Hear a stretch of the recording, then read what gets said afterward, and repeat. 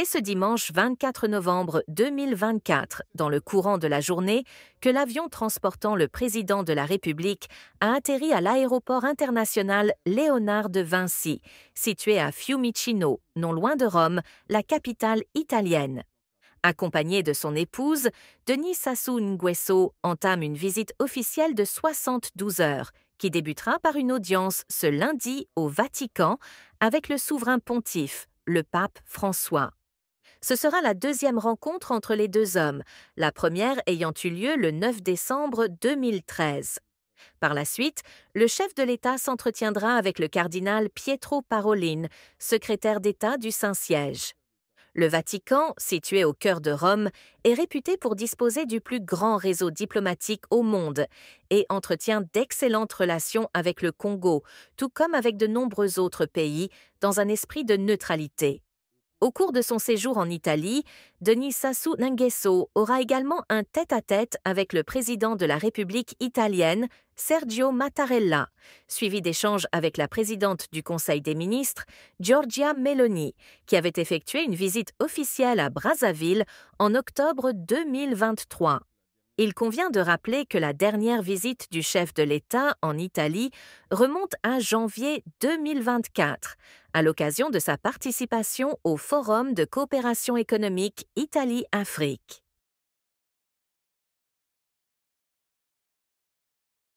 Ce lundi 25 novembre, à 7h45 précise, le cortège présidentiel arrive au Saint-Siège. Un piquet d'honneur, parfaitement aligné, est prêt à rendre hommage au président de la République du Congo, attendu pour une audience avec le souverain pontife. Denis Sassou Nguesso, accompagné de son épouse, Madame Antoinette Sassou Nguesso, est accueilli par Monseigneur Leonardo Sapienza, régent de la maison pontificale.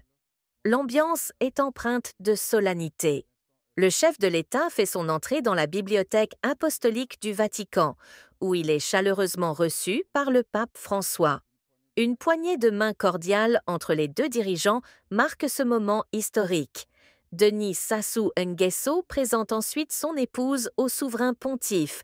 Catholique fervente, Madame Antoinette Sassou Nguesso est connue pour son engagement à travers la Fondation Congo Assistance, qui œuvre pour le bien-être social. Le président et le pape François se retirent ensuite pour un entretien en tête-à-tête. Bien que cette audience privée, d'une durée de 25 minutes, reste confidentielle, on peut supposer que les discussions ont porté sur des sujets d'intérêt commun, tels que la vie de l'Église au Congo, la protection de l'environnement et la paix en Afrique. Par ailleurs, Denis Sassou Nguesso, engagé depuis de nombreuses années dans la lutte pour la protection de l'environnement, a offert au pape François un exemplaire de son récent ouvrage Au fil de l'eau. Ce livre aborde les enjeux de l'écologie, un sujet cher au souverain pontife. Au cours de leur échange, le président a également plaidé pour la béatification du cardinal Émile Biayenda et a exprimé le souhait de voir un nouveau cardinal congolais nommé. Ces mêmes préoccupations ont été évoquées plus tard lors de l'entretien avec le cardinal Pietro Parolin, secrétaire d'État du Vatican.